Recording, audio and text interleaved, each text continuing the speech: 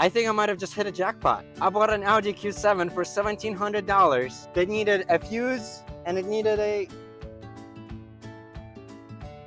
Guys, we're sitting in our brand new Q7 that I just bought for $1,700 with a no start condition. Not only it doesn't start, it is completely brain dead.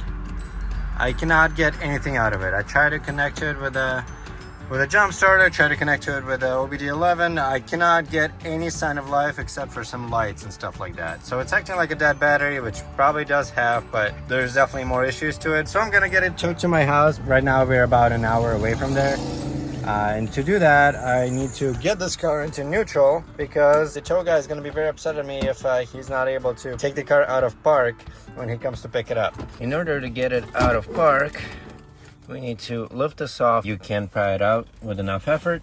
This one was already loose, so that part is going to be easy. So now we can remove this sound deadening to get ourselves a better look. And what we want access to is this hook right here, where the tip of this is going to. It is this guy right here. See how I can move it? When you move this up just like that, you can go in and push the button and the car will shift. Here we go, we're now in neutral and we're gonna pop the e-brake on. But yeah, the key does not come out. So I bought this thinking that it was the same issue as with the Touareg that I did fix about 2 months ago. It had the steering lock control module issue that I had to replace. And that fixed a whole lot of problems. But here we're dealing with something a little different, it looks like, because the Touareg at least would give me a message about the steering lock being defective. And I was able to at least connect to like immobilizer and stuff like that to it.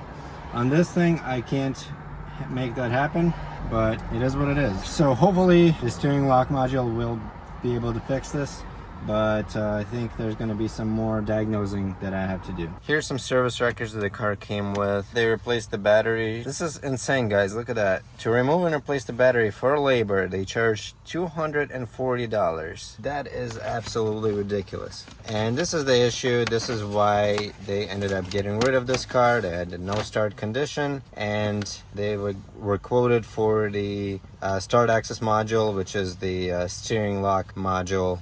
And the quote for that was $4,200 because that has to be removed and replaced along with the steering column. They say the same thing about the Touareg right there, but I was able to fix that for about a couple $100. Okay, we got the car back home last night. As I mentioned yesterday or the day before that, the steering wheel doesn't seem to be locking. The key does not come out of the ignition. And something the previous owner did mention was that she pulled out the fuse for the steering column switch module, which is a number 11 on carrier 1. It's a 10 amp. So it is this guy right here. She pulled it out when she was trying to replace a different fuse. She just pulled out a random 10 amp fuse to replace one of the cigarette lighter ones or something like that, and she said she started having issues after that. So I'm gonna pull it out again. Obviously the fuse is good, but based on what I've read, pulling this out for about 30 seconds gives the access start control module a chance to kind of reset, and then it might start working. It doesn't mean that the issue would be fixed, but maybe at the very least we'll be able to turn on the ignition, scan the codes, get the key out of there and stuff like that. I'm not too hopeful, but it would be nice if this worked. But yeah, the fact that the steering wheel still turns means that the steering lock module is not locking the steering wheel, which is a good thing, I suppose. At least we can turn this. When the key is inside, I guess it's not supposed to be locking this anyway. I guess I'm gonna pop that fuse back in and see what happens. Yeah, we got no change whatsoever. Understood. We tried. That was worth a shot, I suppose. This headliner is very annoying. I think what I'm gonna do next is remove this panel right here so that I can get access to the module, unplug it, maybe see an issue. Maybe there's just like a wiring problem. It's highly doubtful, but it is definitely worth checking. And then based on my research, apparently there's a wire you can cut and that deactivates the lock module. It's probably not going to work at this point because the module is already in a bad shape and thinking that there's an issue, so it's probably not going to be enough.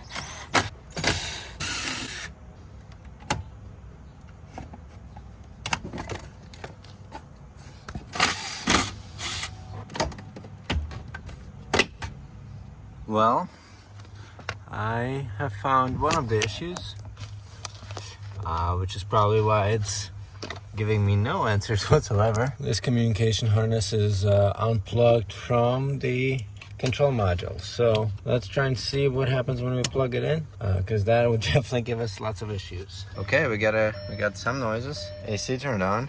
And we can remove the key. That's a big change. I like it. Okay, the key works. All right, let's see what happens now. Still doesn't want to start though. That is unfortunate. Well, I am glad that we got some sort of life out of this, and we can remove the key. That is a big plus already. What if I pull the fuse again and let it reset now that it's all plugged in? Okay, let's put the fuse back in. Oh man, I swear to God, if this works, that would be insane. Keys plugged in. Okay, so the ignition still doesn't turn on. I get nothing on the cluster. So let's plug in the scanner. For that, I'll be using OBD11. Connect now. I think now we're gonna have a little more response from this. Okay, so we connected. Let's start with the engine. It says lost communication with the cluster. I wonder if the cluster isn't plugged somewhere, or maybe the fuse is blown for it. And then we also lost communication with the steering angle sensor module. Yeah, so still showing code U0155. Lost communication with the instrument panel cluster control module. I don't know where that module is. We're gonna look that up. Okay, so when I open the door, the mileage and the date does show up, so that's good. But there's definitely no communication with the cluster module. Okay, we have a terminal 15 issue. No communication with the transmission. Activation for power supply, terminal 15. Let's see what happens when we clear these. Okay, still the terminal 15 remains. Okay, no signal communication with the access start authorization module. We're gonna clear that. And it doesn't seem to be coming back, which is good. So I don't think that the shop that worked on this would leave that unplugged. I mean, it's possible, but that just seems really odd to me. Let's see, where's the fuse for a cluster? Fuse carrier 2, fuse number 10. Okay, that is plugged in. And I tested all the fuses were good. What I'm gonna do is remove this driver's seat. Why would it be unplugged? That's my main concern. I don't know, I guess the shop maybe thought that unplugging it would reset it or something and they forgot to plug it back in. The good news is that I'm not seeing any water in here. Boom. So I think we now know for sure that the steering lock module is not the issue. It seems to be operating properly. It engages and disengages whenever you put the key in. So we have to figure out what the actual issue is and why we're not able to turn on our ignition. I'm not sure why they thought that the steering lock control module was the problem. Seems a little counterintuitive to me. They did say that they read the code for it and that's what came up. But I find that unlikely. I don't see any reason to believe that that was a problem. It was unplugged. The MMI decided to turn on, but I still get no ignition. Why? Okay, yeah, see, the steering lock works for sure.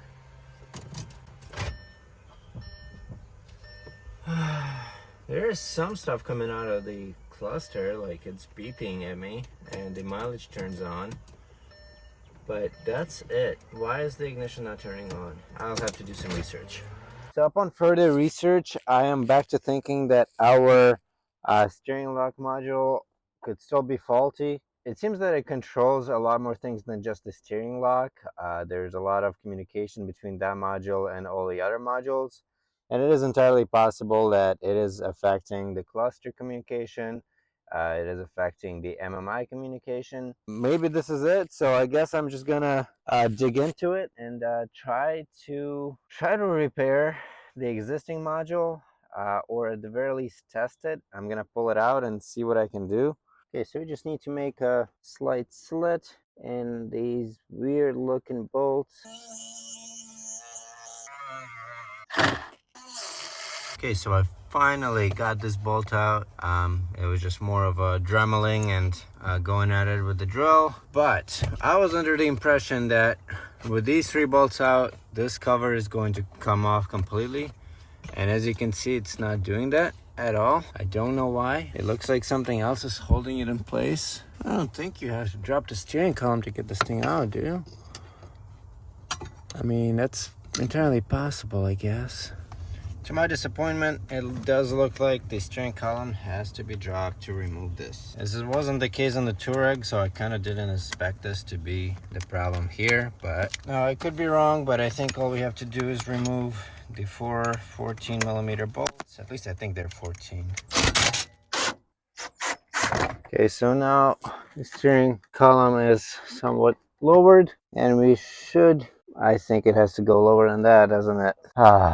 Currently it seems that this is not low enough to access the screws that are on top of the steering column that hold down the steering lock module. So I think it is necessary to remove this bar here that's currently holding the steering column up. Not sure how that's supposed to be done yet. I see at least one T30 behind here, but they seem to be pretty hard to access. I don't like that. I don't know why it's here. It doesn't seem like it serves any purpose apart from keeping me from fixing this. You know, before I do anything else, I need to get rid of this because this is freaking embarrassing. Even if I never get this car running, I can't have it sitting in my driveway like this. First of all, obviously this is just a base Q7. They did not make SQ7s in this generation. Secondly, this is upside down. This is not what an S badge looks like.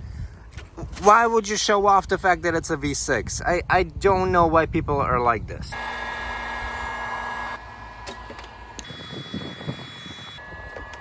I also don't really know how I feel about these inserts, whatever they are.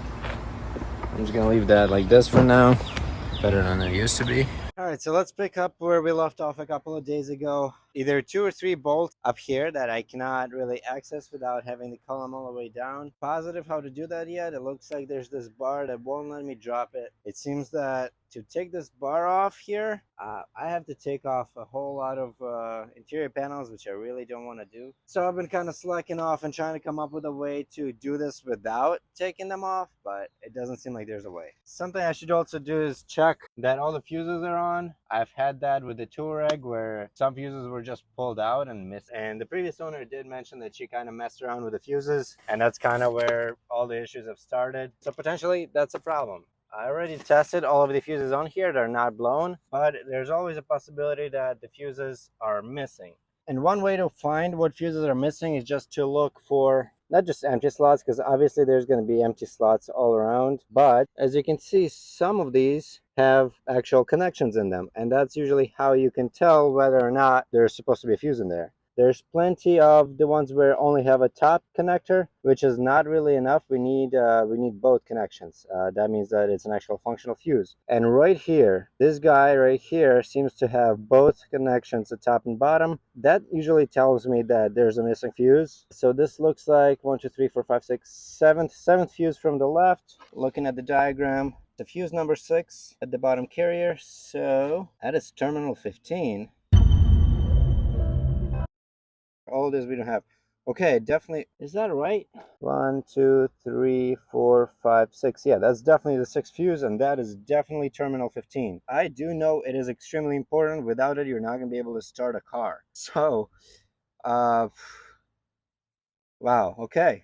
I'm quite confused here because I don't know why that would be out. Maybe it's the previous owner who messed up. Maybe it's their mechanic who for some reason pulled it out. This would definitely keep us from starting. So let's just see what happens. Nothing's going to happen when I plug this in because the battery is disconnected. Put this in, connect the battery.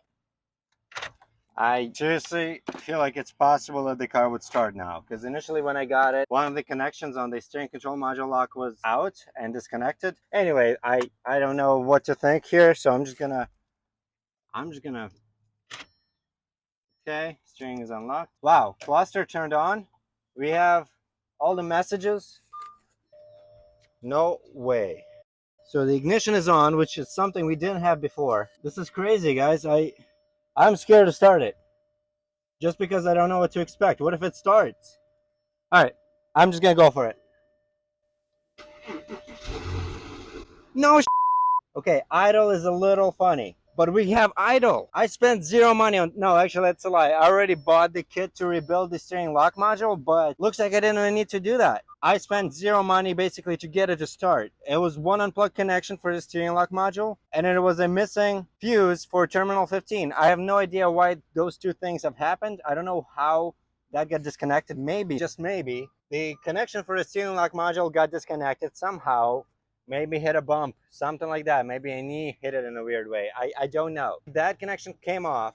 And then when the mechanic was looking at it, they didn't really take off any of the covers and they didn't see that. They just scanned the codes, saw the problem was the steering lock module, and quoted this lady $5,000. And she decided to get rid of it. Potentially, they tried pulling out the fuse and resetting the system by that. I don't know. We have idle, we have no check engine lights.